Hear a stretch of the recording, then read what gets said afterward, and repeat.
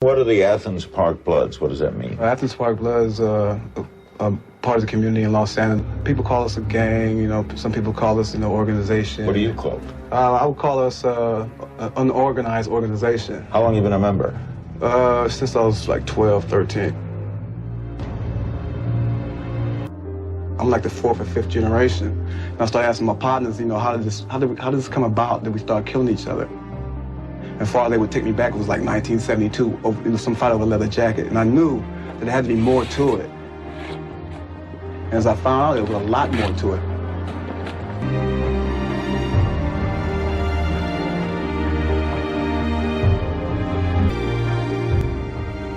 I've been digging and digging, trying to get to the core of it. How did we get to this point?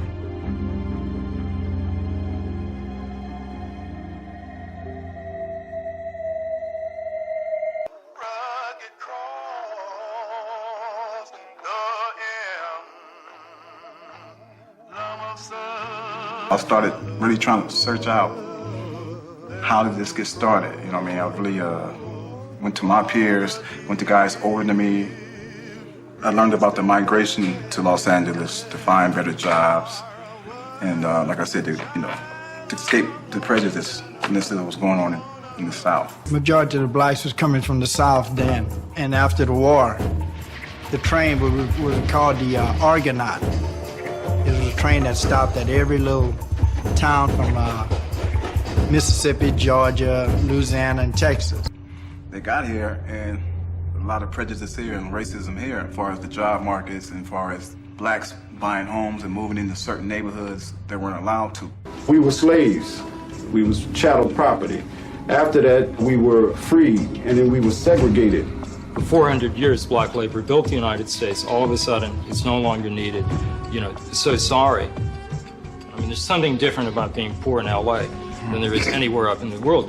You're right up against it. It's all there in front of you, and you can't have any of it.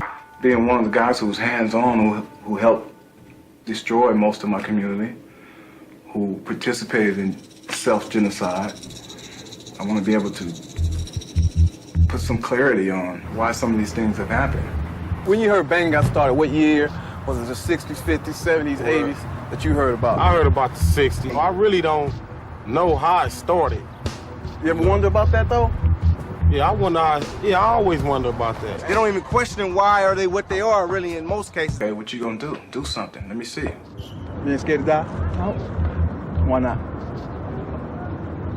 Die sooner or later. Anyway, huh?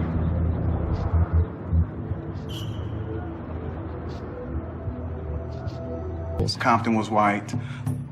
Great part of the South Central was white. Inglewood was white. Gardena was white. First black kid to move into that area moved on 62nd and Hooper in 1946. There were Italians, there were Germans, there were Russians. When you can't live where you want to live, when you can't go where you want to go without someone saying something to you, there's a problem. And every day I was called names with no brothers or sisters, so I began with a bad attitude. And I began fighting the little white kids every day. And you can track literally week by week attacks on black kids in the high schools and in junior high schools. And what you see emerging are black youth fighting back against attacks by white gangs. The existing gangs, the Slawsons, the Gladiators, the businessmen, who kind of like fought the white boys throughout the city. Then there's no white boys to fight. Jesse Owens' Park used to be called Sportsman's Park. From 61 to 63, we fought the white cats from Inglewood because they said that blacks couldn't come swimming in the swimming pool. So eventually we got the park. Eventually the name changed, not because we were the toughest or the baddest, but because after, during those 60s, it was the white flight movement.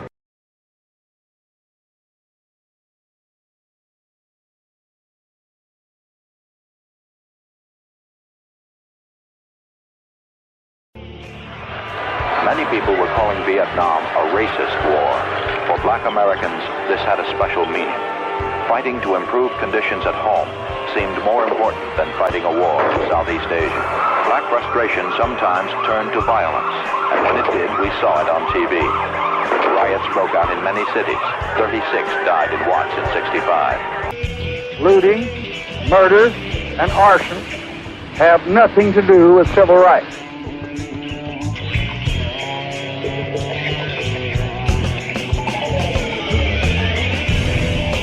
Probably the most single important thing that happened in Los Angeles in August 1965 was the youth on the streets coming together and uniting with each other to drive the LAPD out of the community. And before this, you know, the Slausons, the Gladiators, the businessmen, and the Watts gang would all been enemies.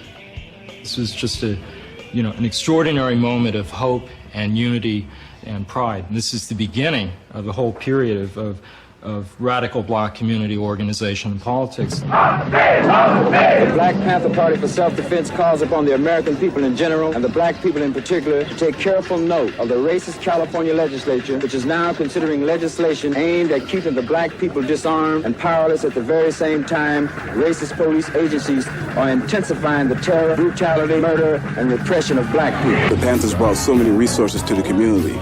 They had the sickle cell program. They had the free clinic programs. All power. They had the hot lunch programs and the breakfast food programs for kids, you know.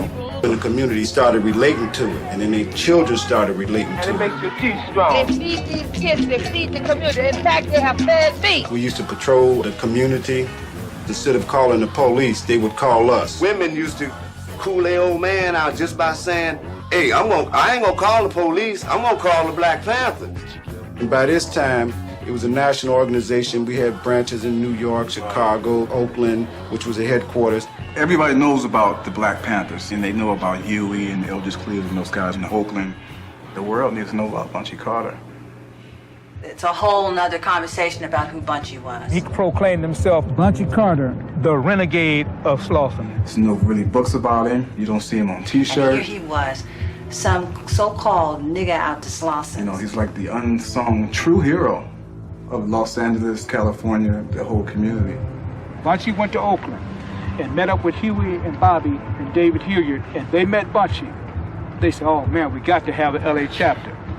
Initially, when Bunchy started it, most of the people involved, a lot of the people involved were Slauson. Bunchy, he had personality, charisma.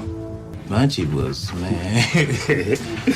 They said, no question, he was the smartest one, the bravest one, the baddest one. His mannerisms was street, but his mind had been developed. He became political. We called him the mayor of the ghetto. He had a natural ability. He was a natural leader. A lot of the members in the gangs, he was able to bring them in, re-educate them, redirect them. We would have dances every Friday night. We might fill the place up, maybe a couple of hundred people in there partying, sweating, dancing. And right in the middle of it, we'd cut the music off. Bunchy'd jump up on a table, start talking for maybe 10 or 15 minutes. He'd run down some history, some facts, and, then, people be stunned. They'd be like, wow. And then hey, throw the music on and he'd get to doing the Philly dog and the party be back on and, and then we'd come back that Monday, man, 10, 15 people lining up to join the Black Panther Party. That's the type of person he was. He exemplified, the leadership that we all needed. Some very sad news for all of you, and I think sad news for all of our fellow citizens. Martin Luther King was shot and was killed tonight in Memphis.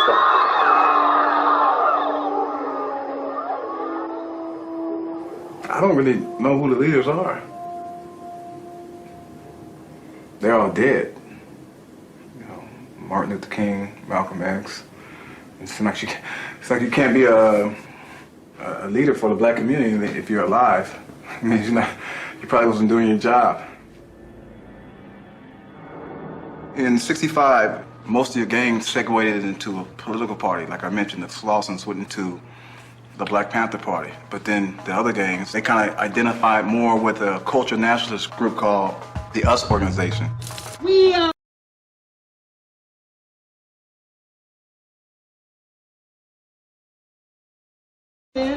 These guys had, different philosophies. They didn't really, get along with each other's philosophy. They didn't believe in with each other's what they were doing. The Panthers are more about confrontation, confronting the man. The US organization from my understanding, was a little more abstract.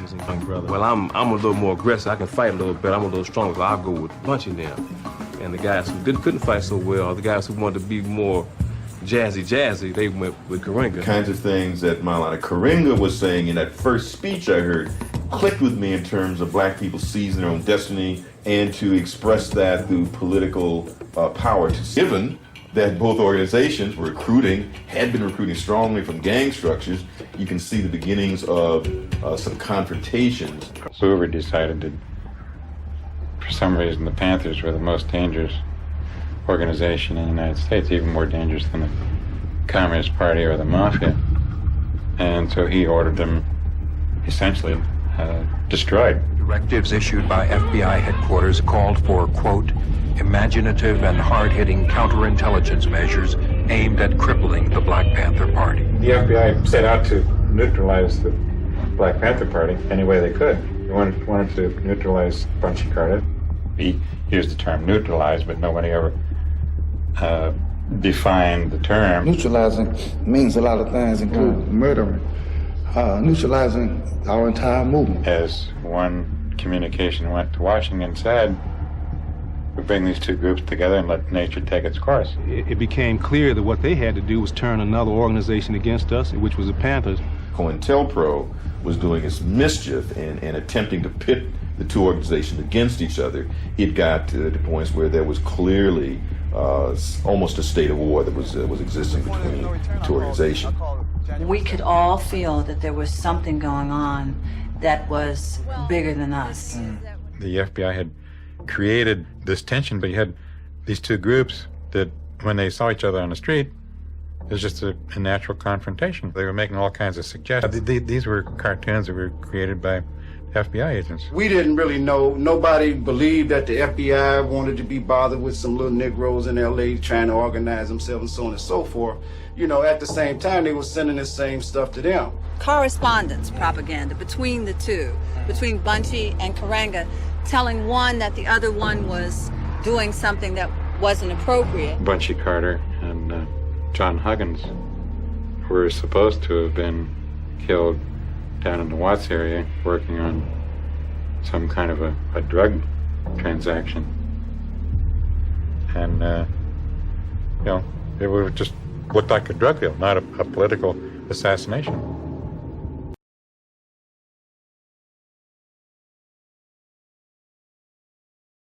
Once he realized what was going down, he jumped over row of chairs. He got shot through the chair. Damn. So the bullet expanded and hit his chest, expanded, and he died instantly. January 17, 1969, Bunchy Carter was killed on the campus of UCLA. You know what I mean? And for some reason, the US organization kind of got the blame for it. Somebody from the US would have served as the killer for that. Right. As an instigator, or what we would call, agent provocateur. How did that all come about? Did they say, today we're killing Bunchy at UCLA? You know, was it like, today is the day we're going to kill Bunchy, but it's going to be at UCLA? We didn't get him that drug thing.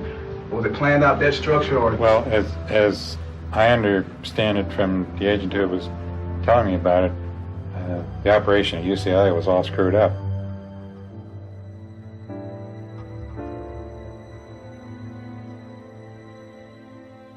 Incident at UCLA was manifested how, did you think? By the FBI, but at the time, we were naive and we thought that it was just another move by the US organization. There's a lot of what I call ghetto folk tales, you know what I mean? Some of it's true, some of it's not. Sometimes our own personal perspective kind of overshadows what really went on. I wanted to clear up what was really going on, before my time, I don't believe that Karenga was working for the FBI. He might have been manipulated by the FBI.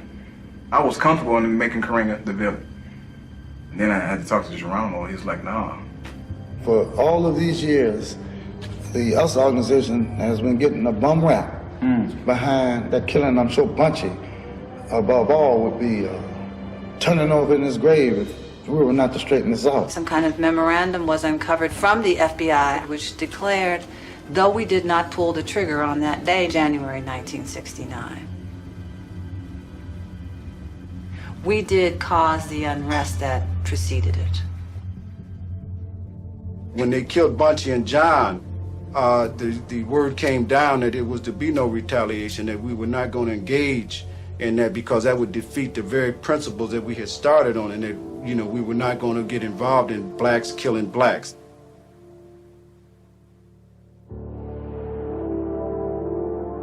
And it was hard not to break his rules, you know, because they took something away, man. They just snatched apart our heart. And not to, you know, not to hit something back, not to attack back or move the deal, you know, resolve that. It is still hard today, you know, to talk about it.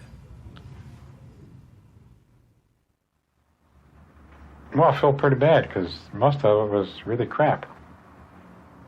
It was a waste of time. We destroyed a lot of lives. And I always deny that, but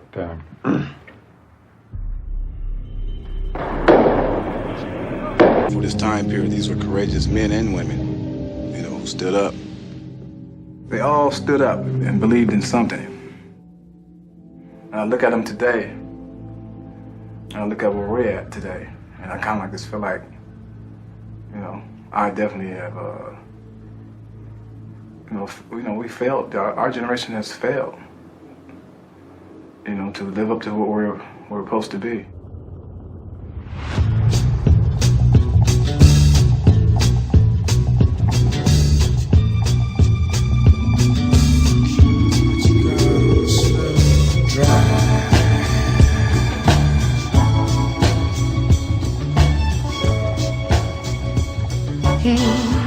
The movement started kind of changing. In the 70s, the clothes were changing, the individuality, freedom of expression.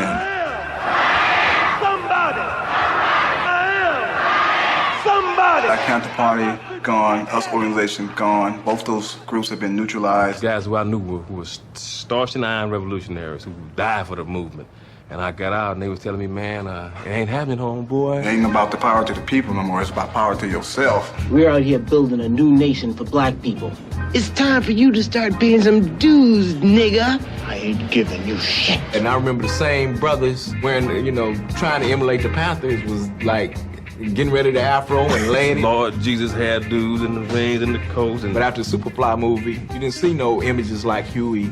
Yeah, all that was gone. All that was going. A lot of black men started saying, well, I'm not going to get involved with that, and I'm not going to get involved with that. You better take good care of me. Nothing better happen to one hair on my gorgeous head. Can you dig it? I just started seeing those images on the big screen. You know, it's about me, I'm going to get mine, and they better not fuck with me. I think that was kind of like changing up the guard right around there. At the end of the movie, he won. When they started making movies like Superfly where guys got away, then, you know, we can do it. And this kept guys like me going to jail. So what effect do you think at the end of the movie by him winning that they had on the community? A lot of people out there in Inglewood Cemetery, that's the effect that they had. Oh, Superfly. You're gonna make your fortune back. But if you lose, don't ask no questions.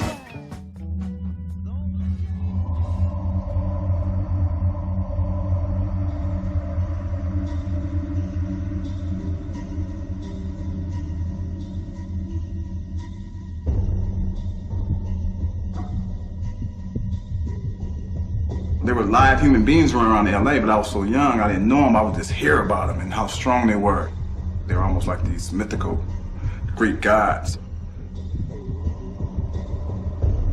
There's Tookie, Jamel, Raymond Washington, their names are like legendary. The Crips and Bloods are the bastard offspring of the political parties of the 60s. The leadership falling apart in the Black Panther Party, the US organization, and most of the gangs were born out of the demise of those parties, you know what I mean? So out of the ashes of the Black Panther Party came, you know, gangs, Crips, Bloods, etc. You know, we was taught that we want power. Power go to your head.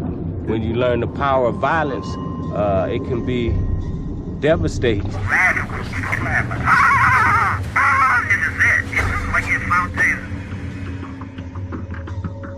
These kids got together.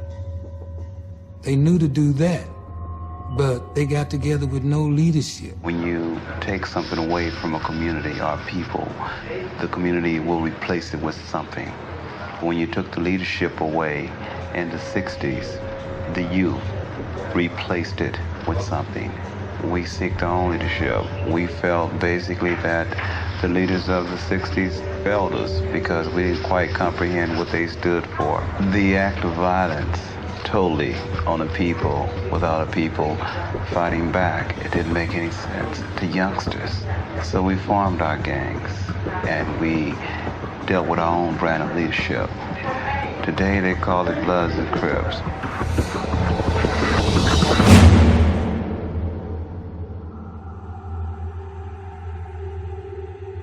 Pretty soon, it became very aggressive, and it kind of spread like wildfire. It went from 10 guys to a weekend they had 200 guys, to another weekend it had 500 guys. In their mind, it was almost the rebirth of the Panthers. Crips was supposed to be something about the community, cleaning it up and taking care of it. They were very creative, man. I mean, in their dress, in their talk, the language. Could have really been something. Crips had a constitution. They wrote kind of like a blueprint, which was kind of identical to the Black Panthers' constitution. Raymond said you the one to do that kind of stuff. Raymond Washington. Right, so automatically I'm gonna come from the Panther Party and say this is how it go right here, and so we grafted out a definition for the letters, and it was Community Revolutionary Inter-Party Service. Back then, even now, brothers want some power, whether it's positive or negative. So if you can identify as I'm a Crip and you got to watch out for me, then I got your attention. Whether you're crossing the street trying to get away from me, I count. I matter. Is the significance of the leather jacket? It happened over a leather jacket. I've heard that so many times throughout the community. It's a status symbol, and most of the kids that have them have paid money, or their parents have paid money for them. How extensive is this gang activity to find these jackets? He said we've been able to clear 40 robberies in the south end of town where jackets were taken. Awards going on from 1969 to 2003. 2002, 2003 was over a leather jacket? Wait a minute. The whole Robert Ballou killing at the Palladium, they killed a guy for a leather jacket. And he was beaten to death, and then the media just exploded. Now, you got a generation of people who, they lack in publicity. It was the coverage that the news gave on that situation. And this spotlight is on taking leather coats and whipping ass. It seemed like it was a conspiracy in the development of all of this. Much of the stuff that was being advertised that Crips were supposed to be doing, they weren't doing. Mm-hmm. But every night, and every day they saw themselves or heard on the news, 2 Crips shot a white woman on Vine. 2 Crips just robbed a grocery store. And it was almost like promotion. They made them promotion. That's what it was. So the media would hype them and say, well, the Crips are like this. Instead of trying to say, we ain't like that, they would, motherfucker, Crip in here, Crip in die. So you think that's what made it grow so fast? Yes. Mm-hmm. Yes, that was part of it. Right. But also there was a void. I mean, there was nothing in the community to join, man. That's when things really started breaking down with unity and leadership and the whole so-called black on black, crime. So this started dividing the city, and whoever would stand up to this massive wave movement became the rival to the Crips. Leaders of these different cliques together, all right. Bobby Lavender told the story of him being down in the Bishops and the Crips coming to their neighborhood, so many of them, like 200 or 300 of them, and they hid on his mother's roof for like 6 hours or something like that. And he said, when we get down off this roof, we're never gonna run for them again. And this how Los Angeles started to fall apart amongst, the black community, amongst what they call South Central, Compton, and Watts. The Pyrus and the Bishops and the Bombers and Anthony's Parks kind of like looked at themselves as being still a part of the blackness, still a part of the black movement in their own little way, because they didn't really understand what the Crips were doing, and they, started calling themselves, blood, my blood brother, that's my blood, that's my brother, you know what I mean? And that was kind of like the beginning of them getting stamped as Bloods. This is the beginning of the end. You know, people started getting killed, and this death got retaliated because of this death, you know what I mean? And then even funerals were assaulted, you know, guys would be burying their loved ones. The Crips would show up and, you know, and terrorize the whole funeral. And then, so whenever a Crip got killed, Bloods would show up and maybe at the wake and kick over the casket, or, you know, my brother told me stories about pouring chicken blood on dead bodies. And, you know, they said Raymond Washington was famous for killing you twice. He'll kill you, then come to your funeral and kill you again. In the 60s, we still had an economy in this country that valued the strength of an unskilled man. If you were a working class guy, you know, and you were tough and loyal and courageous, that meant something in the workplace. So guys would be in high school, and guys would be banging, and guys would be kind of messing up.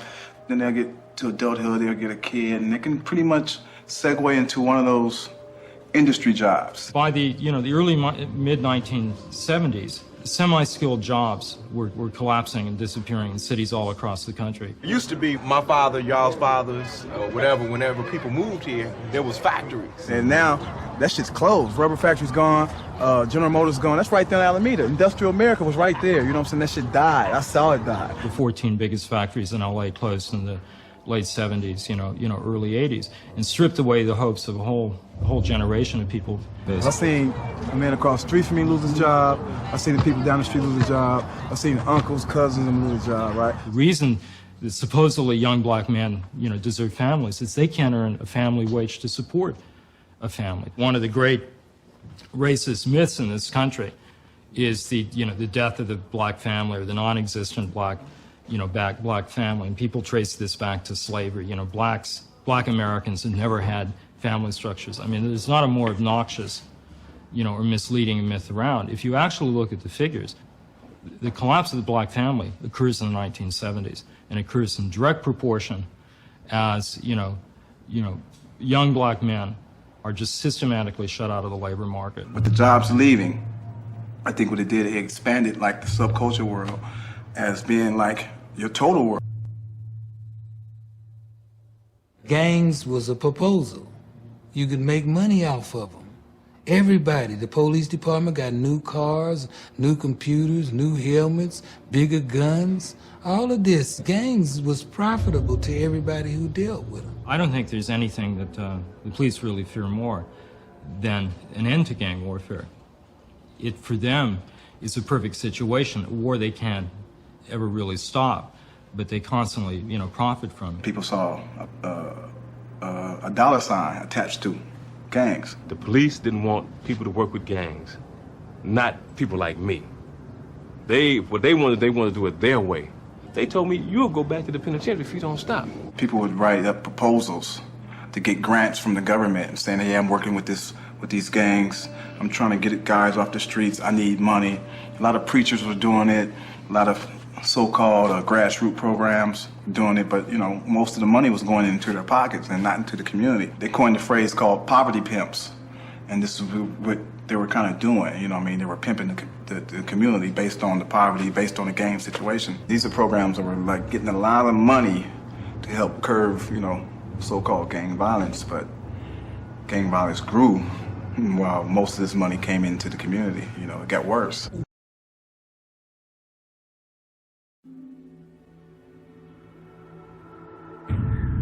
There was nobody in the city, you know, who heard the cries of people down here. The Bradley administration turned a deaf ear. There was nothing spent on community economic development. They allowed the, you know, the jobs and the resources of the community to be excavated. In came a new group of entrepreneurs, you know, from South America, and they had a re-employment plan for South, South Central LA.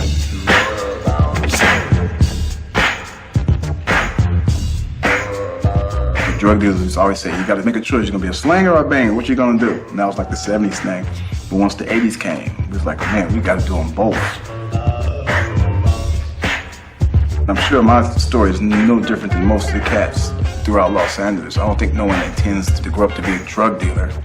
It just blew up, man. The neighborhoods became rich, you know what I mean? The rolling 60s became the rich rolling 60s because they were having so much money over there. So, you know, now you have millionaires, and you have 2 or 3 millionaires in 4 or 5 different neighborhoods. So imagine. Crack economy became, you know, the one re-employer. Yeah. They're the only ones who are willing to hire, black youth. There's no way you can get money in a dead community. Then they give you the option, sell this. Well, you have one of two options. Go to church and pray, or sell it. Yeah. You see what I mean? The drug problem is colorblind. While it's portrayed in much of America as being a black inner city problem, if it were a black inner city problem, there wouldn't be all the traffickers here because there's not enough money in the inner city to make it worth their while. The suppliers from overseas see the people in the inner city as people who are very eager to do the marketing because there's a big pool of talent there that is unemployed, underemployed, and boy, if nobody else wants to use them, these guys certainly know how to get in and make use of them. I've always been told that drugs are coming into our community by outside forces. How did that come about? The same flood of drugs that was coming in was coming through Mexico. There were gangs in Mexico that were supplying it. There were also other gangs from Latin America that were bringing the drugs up here. And one of those gangs, I have no doubt, was the one associated with the Contras. Running the dope was not to destroy black people. It was to fund the war in Central America, okay? Congress did not give them money, so they had to raise the money. So they bring the drugs into the inner city and bleed us of every dime we have. Then with our money from drugs, they buy the arms in Iran and then run on down to Nicaragua and have their war. Pick up the dope and bring it back to Los Angeles, get you to sell it. There were clandestine airstrips. There were airplanes that were flying in and out to supply the Contras. Those airplanes are coming up to the United States, they're empty. These guys know they can come and go, nobody's going to ask any questions, and in a way they're getting their ticket punched because they're working and helping the government. Now, with that kind of flood of cocaine, things really got out of control. But you would never in 1,000 years find employees of the federal government who sat down and said, we're going to sell drugs in South Central to raise money so we can fight the war in Nicaragua. That's preposterous. Maybe they didn't say it, but maybe what about looking the other way? It's just as bad. Because they had to know what's going down. There's no question they looked the other way. And they would say, hey, that's not my job. He even took this issue to Congress, and they called it Iran-Contra. They never got to the bottom of it. The investigation that I ran 10 years ago had witnesses that said we looked the other way. We put that all out on the table publicly. Nobody paid any attention to it. That shit really intensified the war. I mean, so it just really just blew the whole thing way out of proportion and made it more deadly and way more violent than it had been. So the drug trade enhanced the firearm capability. Right, and it funded the arms race. I remember getting out of YA and going up to Western Surplus and seeing an AK for $250 and a box of shells to go with it for $2. So if I'm standing out there in the drug trade making $1,500 to $3,000 a day, I can go buy a gang of these AKs straight across the counter. There's no grace period here. You might have a homie that might got 6 AKs because he's just feeling like that. You know what I'm saying? Once the drug trade hit, like I said, it mobilized us. We started getting out of the neighborhood because we got cars, we got money. We started trying to go where normal mainstream civilians went. And that would be like Westwood, Magic Mountain, Disneyland, all the American dream stuff. We would try to detach ourselves from our ghetto lifestyle and our ghetto world. I see my enemy in Westwood, or I see my enemy in Hollywood where I'm trying to go to the movie. As long as we were killing each other in our own little backyard from 1969 up to 1985 or 86, whatever it was, when we started getting out of our neighborhoods, it was okay. But the minute our mess spilled over into the next man's living room or the next man's neighborhood, that's when the police said, oh, hell, we got a gang problem. The words crime and war on drugs, in effect, had a political agenda attached to them. And what we're going to do is we're going to be tough on those black people. They responded with Crash, Operation Hammer. We're going to wage a war. There are a lot of faint-hearted people in this nation. We keep talking about a war on drugs. We don't have a war on drugs, never have had a war on drugs, but we do have a war here on gangs. Gang members cannot continue selling drugs in this community. What they do not have now is any fear, and we're going to create that fear in their minds. So the war is on, huh? The war is on, no question about it. This is just one effort in this whole struggle that we're in to obliterate the gangs in the city of Los Angeles. That was not Crips they were after black people. Operation Hammer was both a kind of Vietnamization of police repression in LA, introducing these mass sweeps, just like, strategic operations in Vietnam, round up all the peasants, but in this case, round up all the black youth in this theory. And at the same time, generalizing this theory about the hardcore juvenile offender and applying it to every black youth in the city. These were not criminals, and these were not gang members. These were just ordinary people, and many of them spent time in jail. Okay, this is a harassment that is the prelude to even going to jail and the building of the jails now. What's happening in California is really, a holocaust of a generation, of putting an entire generation of people into prison. And so you're left with this weird situation where perhaps one part of the black community, part of the black middle class, is found unprecedented mobility. But I think for, many, many working class, African Americans, this is a moment of incredible peril. It's in some ways comparable to the 1890s and the grip of Jim Crow. But now it's, the prisons that are, designed no longer to rehabilitate or even particularly to punish. That's not the point. It's of human storage, warehousing a whole stratum of people that we no longer need, in the American economy.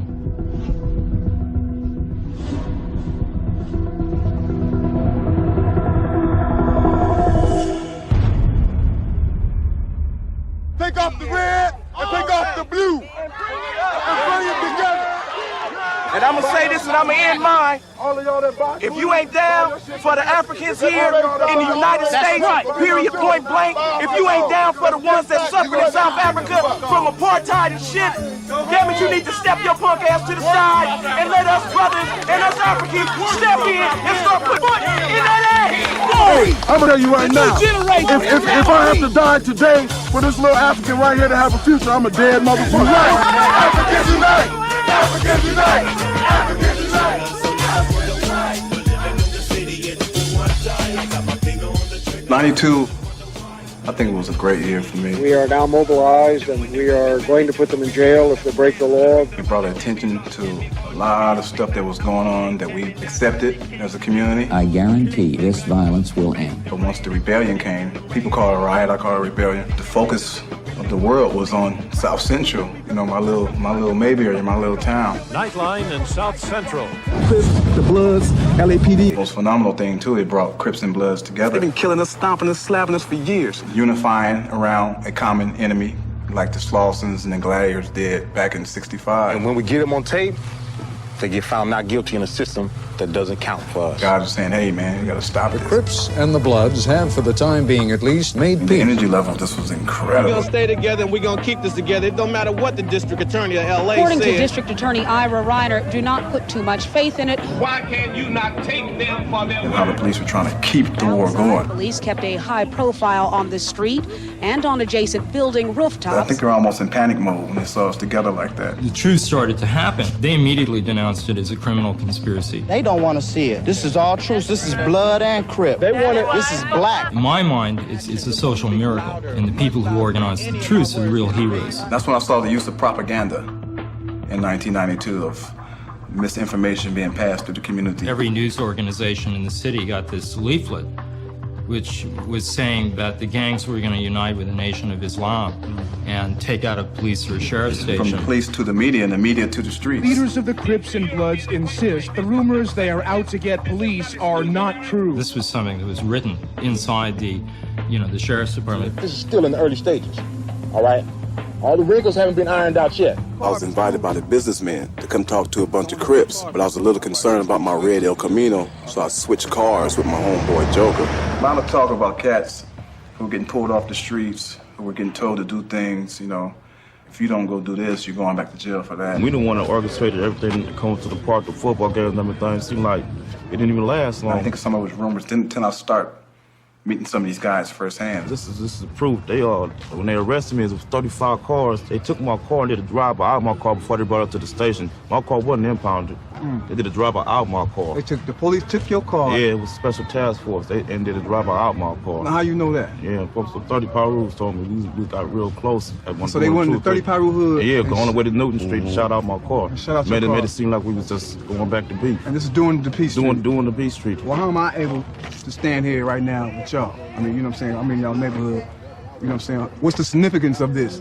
Me, I'm been a blood from Matthews Park, and you know what I'm saying? Y'all from Five Trey. You know what I'm saying? What's the significance of that? Black love. It's really out of respect, and you know, you have to show a lot of heart. You know what I'm saying? That's respect. Things change the older you get. You know what I'm saying? I'm a G, you know what I'm saying? I'm OG, you know what I'm saying? So like, just doing something to help the community. I think this is gonna help us. One big group came together, but it didn't last. It broke, it fell apart. People were so happy to come together, you know, this side and that side. We didn't organize, we just kept partying. And that's what we lost out at, you know, because we didn't have an agenda. And I think we let the youngsters down because the youngsters was like kicking back in the cut, you know what I'm saying? And they like say, okay, we won't go to war, we'll stop going to war. You know, what's gonna come out of this peace thing? It made people as individuals start trusting other people, you know what I'm saying? A few individuals who still carry on and talk today, like myself, Monster. My neighborhood, they're only involved in the peace process for like 2.5 months. It got fucked up, you know what I'm saying? It was a whole bunch of bullshit in it, but we was really trying. I didn't give a fuck about what my homie said, you know what I'm saying? Because I wanted to see my young brothers and sisters together. Nothing that can compare to what's happening to my homies now because they're dead. My homeboy Babyface, you know, he told all the homies, man, I love y'all, you know. And he was dying, and he actually said, you know, get him. Don't let them get away with it. Some people got mad because they said, what we doing trying to have peace? You know what I'm saying? We should have did that before the dead homies was dead. Do you want peace? I can care less about peace. You know what I'm saying? How can I peace up with somebody that just scored me for the rest of my life? You get the dead, but the nations have wars, and they'll sign a treaty and they'll go on and have a relationship. I think what we have to do is work out how does that get resolved. I'm speaking for the hood. Yeah, I'm not, it's half of the Panthers, we not seeking peace. Yeah. Too many scars. The thing about banging, we won't let go. We won't let go of the dead because it's, because they died for us, man. You know, these dudes would die for you. I bowed to them as they was suffering their last breath. You understand that this would, you know, it would be carried out. The mission will be carried out. Yeah, I apologize for some of the things I've done, you know. Sorry is not gonna bring anybody back, you know. We wouldn't even call them people. It's them to stay, you know. And I was calling it killing because it was war. Just as it's easy for me to kill a Jap or Gook or a crab, you know what I mean? It's easy to kill a nigga. It's easy for niggas to kill niggas. You understand what I'm saying? I think we gotta really get that out of our vocabulary, especially in the urban communities, because we're so quick to do stuff to each other. Hey, I'ma ride on these niggas. Fuck them niggas. Nigga, give me your watch. Nigga, give me your car. Because it's hard to take a car from a brother. It just doesn't add up. I pull a gun on you and say, brother, break yourself. Or let's go ride on them brothers. You know, you deface your enemy and call them something else. So I would say I got one. You know what I mean? It wasn't really a human. It's almost like going fishing or going hunting. Hey, guys come, hey, I got one. You got one? Yeah, I got one. I call him up over on such and such street. He's laying out there right now. You can go see, you know? So it's easy if you take the human factor off of a body and take away his name, take away his face. We say, I killed him. You kill a dog, you kill a cat, you kill a spider, you know? But really, we got, you know, now I look at it, you know, it's, you know, I murdered someone. I murdered a real person. I murdered somebody's nephew, cousin, son. And then that's when, you know, you kind of get at war with yourself.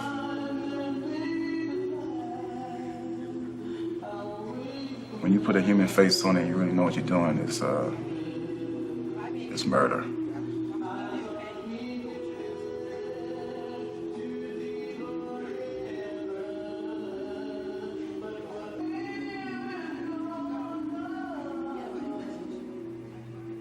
It ain't natural.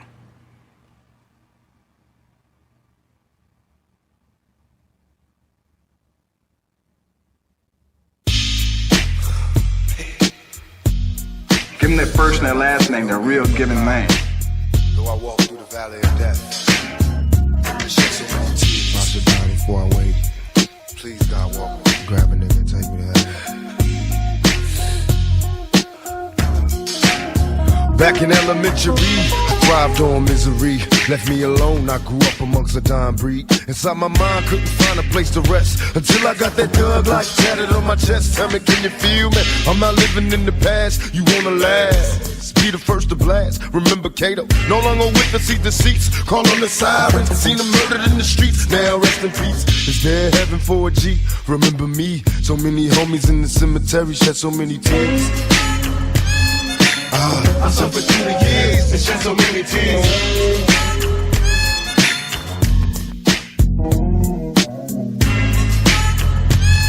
Lord, I lost so many peers and shed so many tears. Now that I'm struggling in this business by any means, label me greedy, getting green, but seldom seen. And fuck the world cause I'm cursed. I'm having visions of leaving here in the hearse. God, can you feel me? Take me away from all the pressure and all the pain. Show me some happiness again. I'm going blind. I spend my time in the cell, ain't living well. I know my destiny is hell. What did I fail?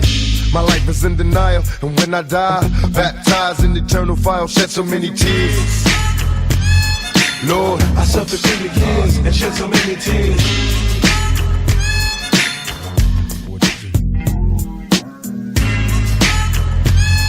Lord, I lost so many peers and shed so many tears. Now I'm lost and I'm weary, so many tears. I'm suicidal, so don't stand in me. My every move is a calculated step to bring me closer to embracing early death. Now there's nothing left. There was no mercy on the streets, I couldn't rest. I'm barely standing, about to go to pieces, screaming peace. And though my soul was deleted, I couldn't see it. I had my mind full of demons trying to break free. They planted seeds and they hatched, sparking the flame inside my brain like a match. Such a dirty game, no memories, just the misery, painting a picture of my enemies killing me in my sleep. Will I survive till the morning to see the sun? Please Lord forgive me for my sins, cause here I come. Lord, I suffered through the years and shed so many tears.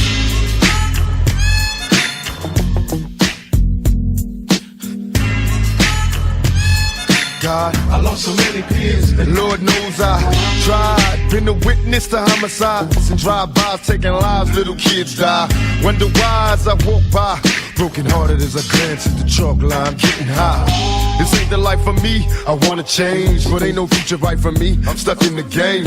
I'm trapped inside a maze, see this Tangeray influence me to getting crazy, disillusioned lately.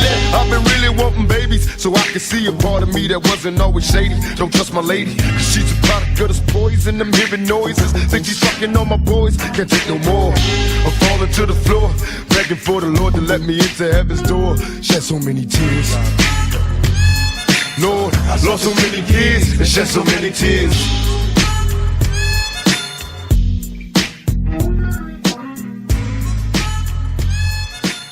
I lost so many peers and shed so many tears.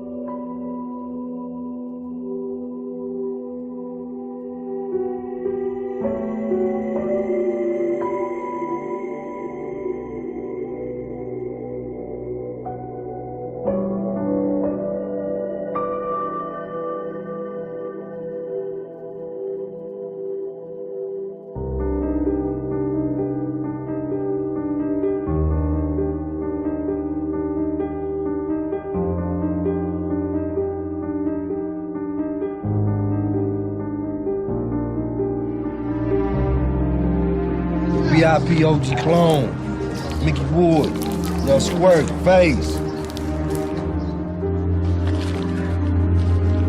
I meet young homies all the time. They claim in the neighborhood. I mean, they're like younger. They're getting younger and younger and younger. And so I look at them and I'm like, man, how's he gonna make it? I look in their eyes like, how's he gonna make it out here? They get maybe a 3-year good run and they're through. I love my neighborhood after this park. I never denounced my neighborhood, but I'm denouncing banging, and I'm denouncing killing for the sake of being the blood, and I'm denouncing, you know, killing for my neighborhood.